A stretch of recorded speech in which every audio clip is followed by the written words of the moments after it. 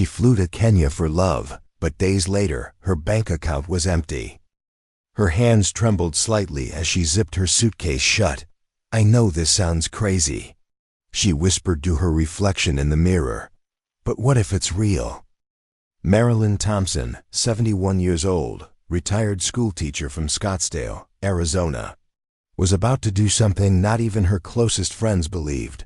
She had never left the United States, never even applied for a passport until him. It all started on Facebook. A friend request from a young man named Kevin Wanji.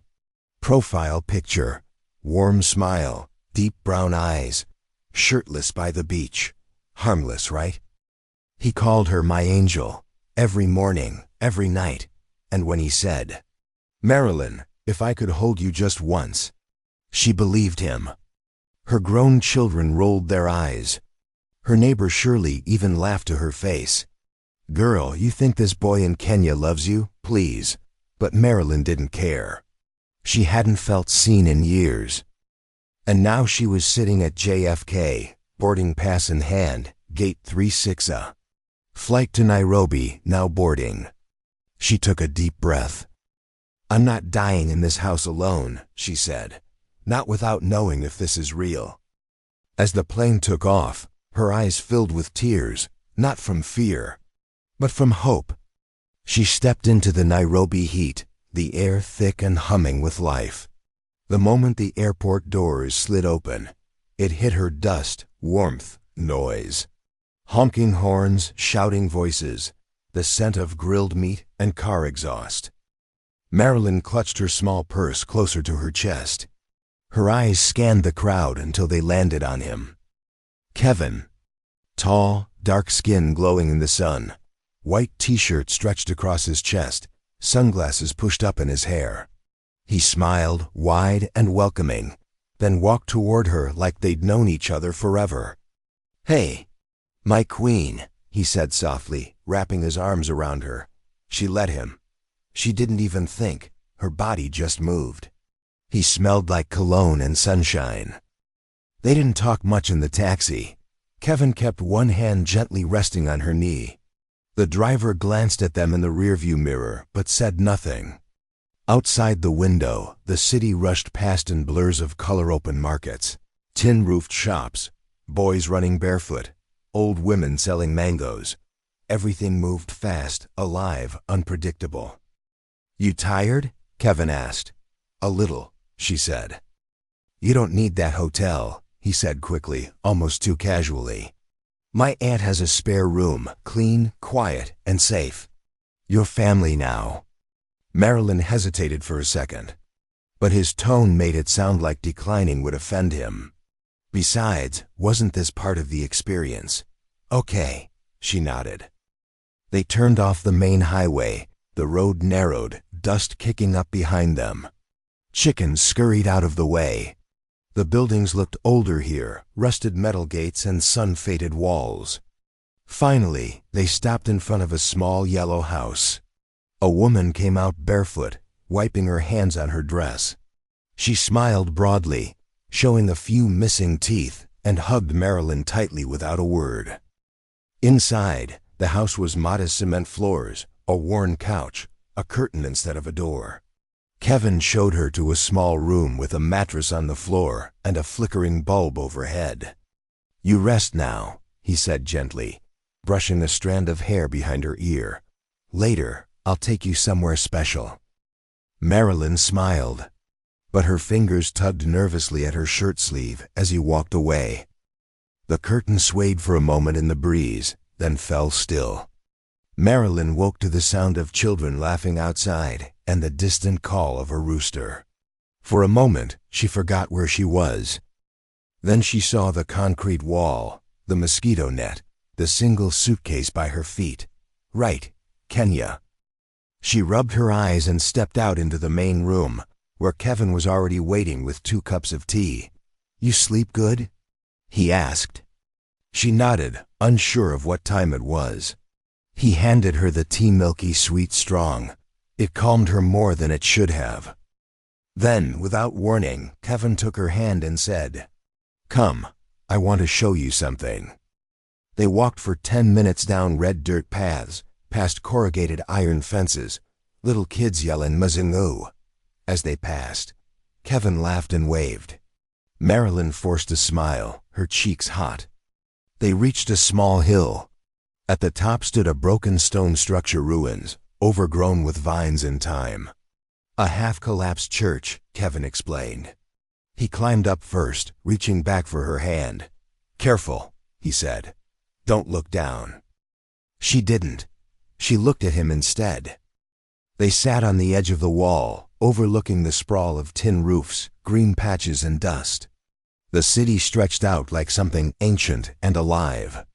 Kevin pulled something from his pocket. A small wooden bracelet, handmade.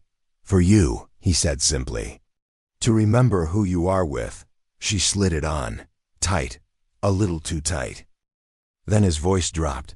"You know, back in the village we say, when someone comes from far away, it's fate, destiny, maybe even reincarnation." Marilyn laughed awkwardly, but Kevin didn't. He was watching her carefully now, like he was studying her reactions. Then he reached for her hand again. "You trust me, right?" She hesitated just long enough for him to notice. His smile faded. Just a little. Marilyn didn't answer right away.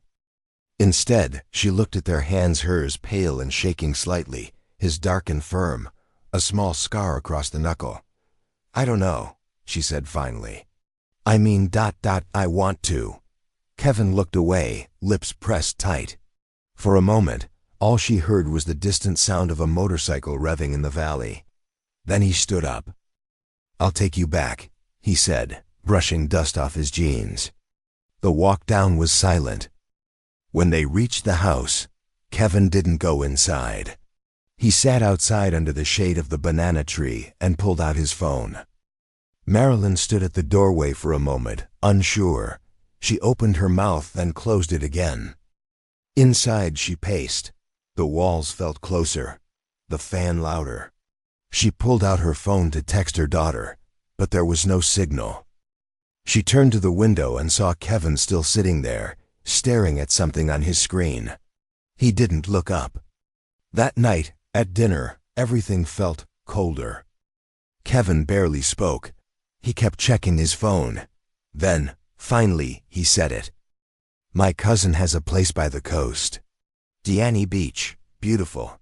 I was thinking maybe we go. Just us two. Romantic." Marilyn froze. She barely knew this man.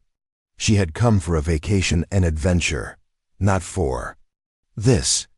But then she looked at him again, his eyes, his energy, the way he made her feel like she wasn't 68 and invisible. She smiled, but it didn't reach her eyes. "Okay," she said quietly. "Let's go." Kevin beamed. But deep in her chest, something tightened.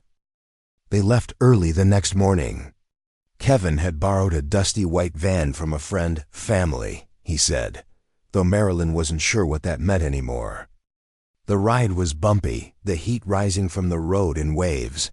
Marilyn stared out the window, watching villages pass by, children waving, women balancing baskets on their heads, goats darting across red earth. Kevin was humming. "You're gonna love it," he said, reaching over to squeeze her knee. "White sand, palm trees, no noise, just us." It sounded like paradise, but something inside her didn't rest. They stopped once for gas. Kevin paid in cash-worn bills he pulled from the lining of his phone case. He joked with the attendants in Swahili. Marilyn didn't understand a word. Later, they passed a police checkpoint. Kevin tensed, rolled his window halfway down, spoke quickly, quietly, then drove on. "What was that?" she asked. "Routine," he said, smiling. "Welcome to Africa." By late afternoon, they arrived. The place was beautiful. Yes, but not quite as promised. It wasn't a beachside resort. It was a low house behind a metal gate, surrounded by tall grass and no neighbors in sight. "Where's the ocean?" Marilyn asked. Kevin waved vaguely to the east. 10-minute walk. Inside, the air was thick. A single fan turned lazily overhead. No Wi-Fi, no reception. Still, Kevin seemed excited. He brought out a bottle of local wine, lit candles, played soft Swahili music on an old speaker. They danced. They laughed.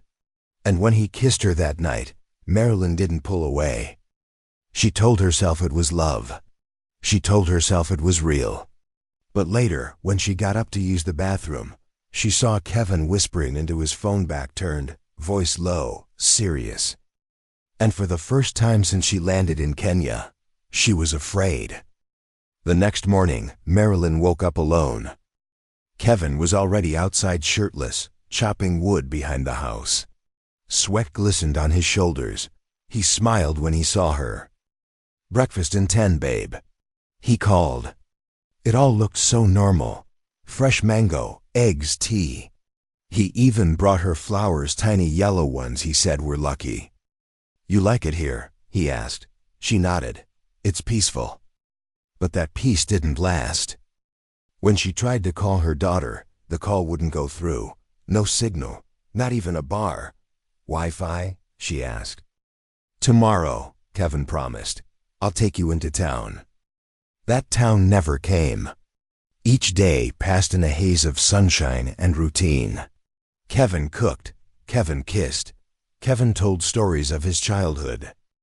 She laughed. She cried. She even told him about her late husband. "You're safe with me now," he whispered. "You'll never be alone again." But Marilyn couldn't shake a strange rhythm in the house. Once she opened the wrong drawer. Inside, foreign ID cards. Several, all with different names. All men. She asked Kevin. He laughed. "Old guests," he said. "From when my cousin rented the place out. You know how it is." She didn't know. And when she asked again about going into town, he said the van needed repairs. Days passed, then a week. At night, she began locking the bedroom door, and on the 8th morning, the gate was locked from the outside. Kevin was gone. No note, no phone, just silence. And then, from the back of the house, a knock. The knock was soft. Too soft for Kevin. Marilyn froze. She approached the back door slowly, barefoot, clutching a heavy flashlight. The knock came again, then whispering. "Help me." She cracked the curtain. A boy no older than 15, dirt on his face, thin, trembling. "Please," he whispered. "Don't let him find me." Her heart hammered in her chest. "Who are you?" She asked. "I worked for Kevin," he said. "He's not who you think he is." She unlocked the door, but left the chain on. "What do you mean?" The boy looked around, terrified. "He brings women here. Rich ones, white, alone. At first they laugh, then they don't." Marilyn's skin went cold. "That's crazy," she said. "Kevin is kind. He saved me from—" The boy shook his head violently. "Ask him about the shed," he whispered. "Ask him what's buried behind it." Then he ran vanishing into the tall grass. Moments later, Kevin returned. Smiling, whistling, holding fresh papaya. She tried to act normal. But that night, after he fell asleep, she crept outside with a shovel, behind the shed, just where the boy had said. The soil was loose. She dug and dug, her hands shaking, heart racing, and then a suitcase, old, heavy, molded. She opened it. Inside, a dress, a passport, and a necklace, with the name Diana engraved on it. Marilyn dropped it in horror. She didn't know Diana, but she was wearing the exact same necklace when she arrived. Marilyn stumbled backward, nearly dropping the flashlight. The suitcase sat open, its contents too familiar, the necklace, the dress, even the perfume bottle, her perfume same brand, same shape. Her mind raced. Was this Diana ... someone before her? Suddenly, a twig snapped. She spun around. Kevin stood just a few meters away, barefoot, silent, holding a machete. "I was hoping you'd sleep in today," he said softly, his smile thin. But you're a curious one, huh?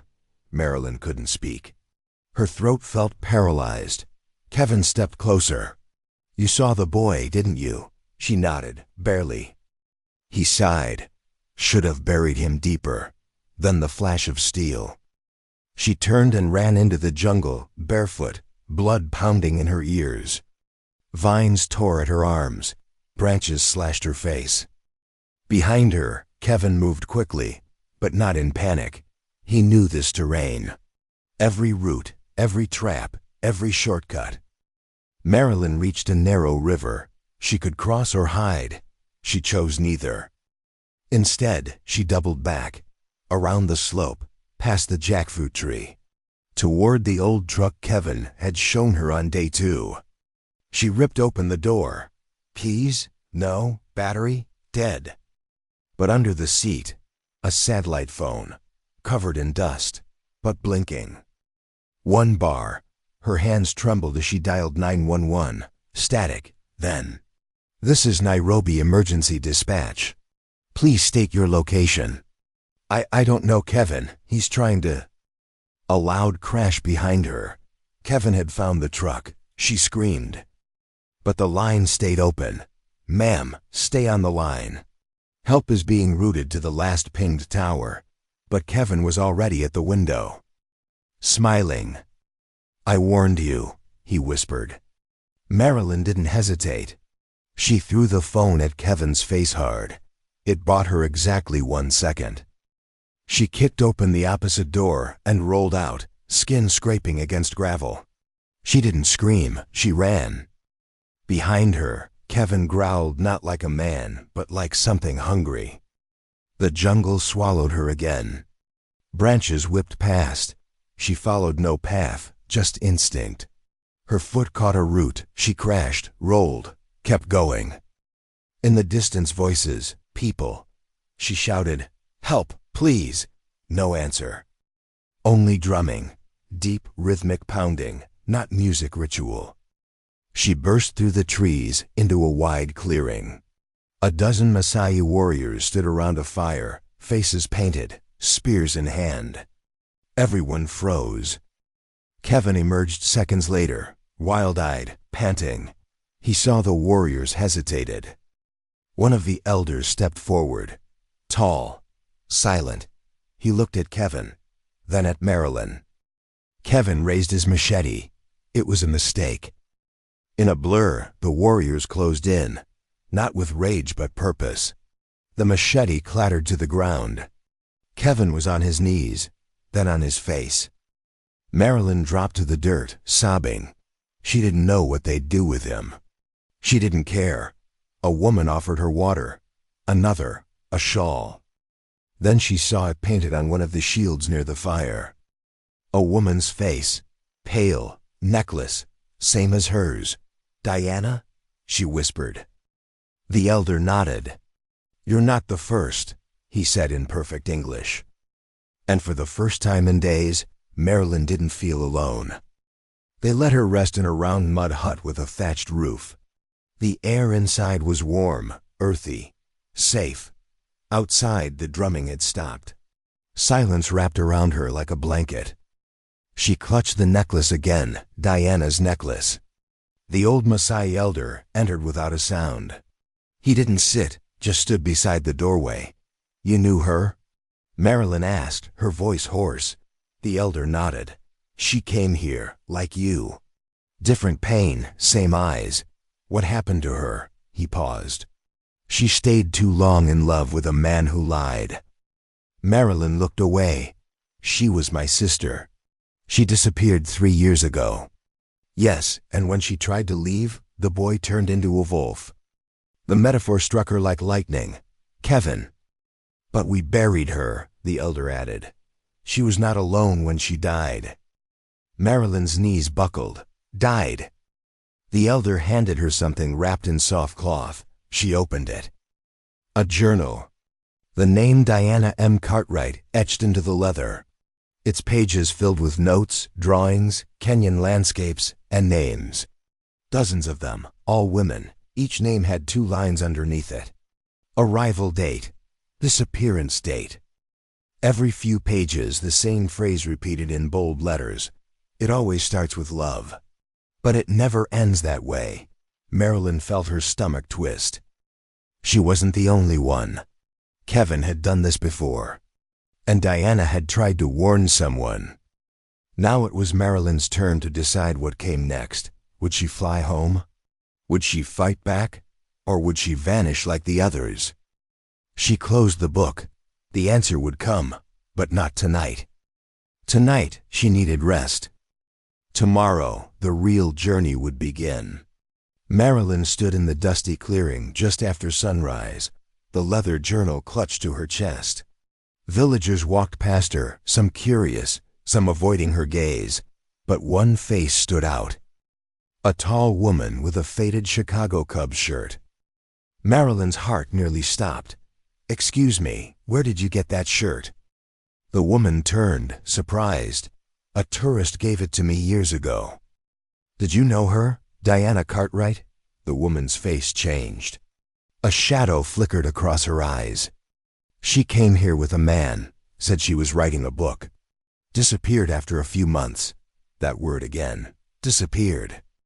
"Did she say anything before she left?" Marilyn asked.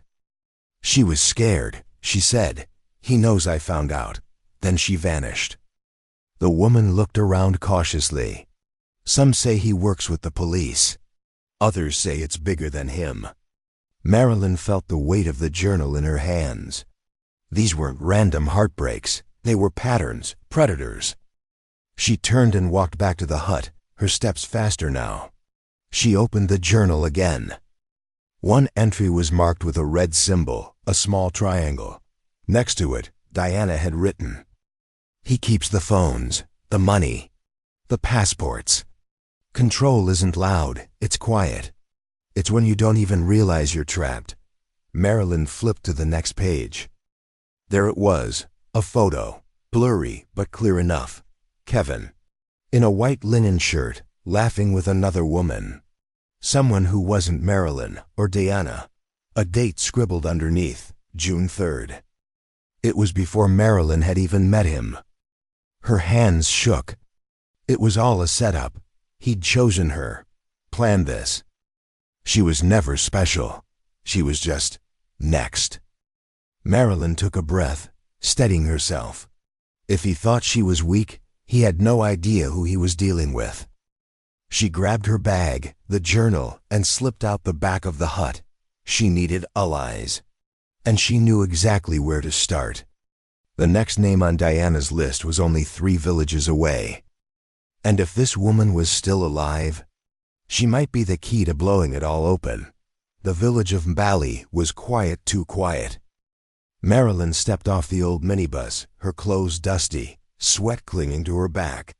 She clutched Diana's journal tightly, scanning the horizon. No one seemed to notice her. She followed the directions scrawled in shaky handwriting. 3rd hut past the mango tree, yellow door, ask for Mama Saifa. She found the hut, knocked once, twice. A sharp voice called from inside, "Go away." "I'm here because of Diana Cartwright," Marilyn replied quickly. Silence. Then the door creaked open just enough to reveal a sliver of a woman's face-deep lines, sharp eyes, suspicious. "You shouldn't say that name here," she whispered. "Come in." Fast. Inside, it was dark and smelled of burning herbs. Mama Saifa sat across from her, legs crossed, one hand resting on a walking stick carved with strange symbols. "You're the American?" she asked. "Yes, I'm Marilyn, I think. Kevin did something to Diana." Mama Saifa laughed, but it was bitter. "Kevin? Is that the name he used with you?" Marilyn froze. "He had another name here. Kamadi," Mama Saifa said. "He tells women what they want to hear. White women, older, lonely. He learns everything about them before they arrive." "But how?" Marilyn asked. Mama Saifa leaned forward. "He has help. At the resorts, the taxi drivers, even some police. They all get a cut." Marilyn's blood ran cold. "He keeps them away from their families," Mama Saifa continued. "Takes their phones. Tells them, you don't need the outside world. You have me now. And Diana? Marilyn whispered. Mama Saifa looked down. She tried to expose him, wrote everything down. Gave me a copy of the journal before she vanished. She handed over a folded piece of paper. Marilyn opened it carefully. A map, with 3 locations circled in red. One of them, Mama Saifa said, is where he brings them first, to test their loyalty. Another is where the others are buried. Marilyn's breath caught in her throat. But the third, Mama Saifa said, that one is still a mystery. Diana called it the garden, said it's where everything ends. Marilyn stood up, hands trembling. She was no longer searching for answers, she was hunting the truth. And she was getting closer. The next morning, the sun hadn't even cleared the horizon when Marilyn was already on the road. She held the journal and map in one hand, her knuckles white with tension. In the other, her phone, no reception. No GPS, just her, a printed map. And the driver Mama Saifa had insisted on calling for her, an older man named Baraka. He didn't speak much. Just nodded when she said, the garden. The road was rough. Dust shot up through the open windows. Every few minutes, they'd pass small children carrying buckets of water on their heads or farmers walking barefoot behind thin cattle. Life moved slowly out here, but Marilyn's pulse was racing. Suddenly, Baraka slowed the car. Here, he said, pointing to a narrow path that led into dense forest. No car beyond this. You're not coming with me? Baraka shook his head. I have seen what waits beyond those trees. I drive you here, that is all. She grabbed her backpack and stepped out. The forest swallowed the light almost instantly. Vines wrapped around thick trunks. The air felt heavier, damper.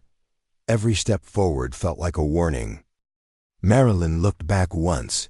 Baraka was already turning the car around. She walked. And walked. Then, a sound. Soft at first like humming, but not music. A voice, male, chanting something. She ducked behind a tree, clutching the bark, trying to breathe quietly. In the clearing ahead, partially hidden behind hanging moss, stood a small crumbling stone structure, like a chapel, but older, twisted. There was something piled up on a slab in front of it. She inched closer. Clothes, women's clothes. Some modern. Some looked like they'd been there for years, weather-worn, tattered. She snapped a photo. Suddenly, a branch cracked behind her. She spun, and there he was, Kevin, or Kamadi. His smile didn't reach his eyes. You shouldn't have come here, he said softly. You were supposed to be different. He stepped closer, barefoot, calm. Marilyn backed up, heart pounding, hand fumbling inside her bag for anything pepper spray, a key, anything. But then, a second voice cut through the silence. No, she's not alone. From the trees emerged another figure, thin, pale, scarred. It was Diana. Alive, barely, but alive. For a moment, time stopped. Marilyn couldn't believe what she was seeing. Diana's eyes were sunken, her body frail, her arms marked with bruises and faint cuts. But there was fire in her gaze, something sharp, something that hadn't died. Kevin turned to her, his expression flickering. Diana. He said it like a scolding, like a memory, but she didn't flinch. Instead, she took one step forward. I told you someone would come, she said. And you thought you were clever, playing God in this place. Marilyn stepped beside her. The two women faced him now, shoulder to shoulder. What is this place? Marilyn asked, her voice shaking. Diana didn't take her eyes off Kevin. He calls it the garden, but it's not a garden, it's a trap. A place where women vanish one by one. He chooses them. Lonely women, tourists, widows. He makes them feel seen, heard. And then he takes everything. Kevin's smile cracked. You don't understand. I gave you purpose, Diana. You were nothing when I found you. No, she said. I was vulnerable, and you fed off it like a parasite. Suddenly he lunged, but this time Marilyn was ready. She pulled the pepper spray from her bag and unleashed it full in his eyes. Kevin screamed, clutching his face, stumbling backward. Diana grabbed Marilyn's wrist. We have to go, now. They ran. Through the forest, past the moss and roots and thorns. Behind them, Kevin's voice echoed, but it was fading, desperate now. Marilyn didn't look back, neither did Diana. They burst through the tree line, lungs heaving, into sunlight. And there, still waiting, miraculously, was Baraka's car. He didn't ask questions. Just opened the door and drove. Marilyn sat in the back with Diana, who clutched her arm like it was the only solid thing left in the world. She stared out the window as the forest shrank in the rearview mirror, and in that moment, everything changed. This wasn't just about Kevin anymore. It was about every woman who never made it out. Marilyn would make sure the world knew. The hotel room was quiet, save for the hum of the ceiling fan and the distant sound of Nairobi traffic. Marilyn sat on the edge of the bed, a glass of water untouched on the nightstand, her fingers wrapped tightly around her phone. Across from her, Diana lay under a thin blanket, finally asleep, but her rest was fragile, her body twitching now and then as if still trapped in the forest. Baraka had stayed just long enough to help them check in. Then he vanished again, just as quietly as he'd appeared. Marilyn opened her phone's voice recorder and hit record. I'm documenting this because someone has to, she said softly. My name is Marilyn Walker. I'm 68 years old. I came to Kenya thinking I was chasing happiness. Instead, I found a man who's built a prison in the trees, and a woman who nearly died trying to escape it. She paused, then looked over at Diana, who stirred in her sleep. She wasn't the first. And if I don't do something, she won't be the last. She ended the recording. The next morning, Marilyn stood in front of a small local police station with Diana beside her. They'd debated going to the embassy, but Diana said it was too slow, too bureaucratic. She didn't trust anyone except Marilyn. Inside, a female officer named Inspector Njeri listened to their story without interrupting. She didn't roll her eyes. She didn't laugh. When Marilyn finished, Njeri leaned back and said, You're not the first to talk about missing women, but you're the first to bring someone back alive. That afternoon, a quiet operation began. Njeri and her team moved with precision, guided by Diana's memory and a map Baraka had helped them sketch. No sirens. No warning. By evening, the garden was empty. Kevin was gone. Vanished. But the evidence remained. Hidden rooms, women's belongings. A journal filled with dates and coded initials. DNA would follow. That night, back at the hotel, Diana cried in the shower. Not from sadness, but from relief. Marilyn didn't join her. She stood out on the balcony, staring out at the city lights. She thought about her life back home, the quiet dinners, the empty side of the bed, the well-meaning friends who said, you should just travel. Find yourself again. She had found something all right. Not just herself, but the raw, terrifying truth of what people are capable of, and what women can survive. Marilyn sits by the airplane window, staring out into the dark clouds as the plane begins its descent into New York. Her reflection flickers in the glass, older, wiser, and no longer naive. The city's lights twinkle below, but her heart feels heavier than ever.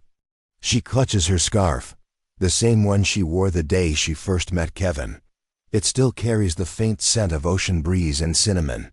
Flight attendant. Ma'am, please fasten your seatbelt. She nods without a word. Narration. She left Kenya with nothing but her clothes, a fading passport, and a name that still haunted her dreams, Kevin.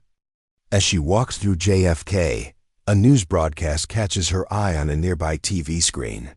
A report about online romance scams, one involving a woman from Florida who lost everything. Her eyes narrow. The woman looks just like her, No, it is her. Someone had leaked her story. The media had turned her heartbreak into spectacle. Voiceover, reporter. Double quotes, ... A cautionary tale of love, trust, and betrayal across continents. She doesn't blink. She just keeps walking. Outside, the cold wind bites at her skin. She pulls her coat tighter and lifts her face to the night sky. She was humiliated, exposed, alone. But something had changed. She wasn't returning as the victim. She was returning as the storm. She thought that was the end. But 3 months later, while scrolling through Facebook in the middle of a sleepless night, her finger froze. There he was. Kevin. Not in Kenya. Not in hiding, but in Las Vegas, smiling in a selfie. Arm around a new woman, probably early 60s. Caption: "Can't believe I found real love again. Lucky me." Marilyn didn't cry, didn't scream. She stared at the screen. Then calmly opened a folder on her laptop. Proof. She had everything. Bank transfers, fake IDs, voice messages, and a confession he once left by mistake, recorded on a WhatsApp voice note. She uploaded it all to the FBI's Cyber Crimes Division, then to a Facebook group for scam victims, then to Reddit, then to TikTok, and the internet did what it always does. Within 48 hours, Kevin's photo was everywhere. His face, his aliases, his scams, all exposed. The Vegas woman? Gone. His accounts? Frozen. And Marilyn? She was invited to Good Morning America. She sat on that studio chair, looked into the camera, and said, "I'm not ashamed anymore. I was in love, but now I'm in control." A week later, the FBI confirmed. Kevin was arrested at LAX trying to board a flight to Morocco under a false identity. Marilyn stood at her window, watching the sun rise. She didn't get her money back, but she got her power back. And sometimes, that's worth even more. If you made it this far, thank you. Stories like Marilyn's aren't rare. They just stay hidden, buried in shame, silence, and broken trust. But silence helps no one. If this story moved you, share it with someone. A friend, a sister, your mom. You never know who might need it. And if you have a story, you're not alone. Not anymore. Hit subscribe, because we tell the stories that others are too afraid to say out loud. And next time, it could be your story we bring to light.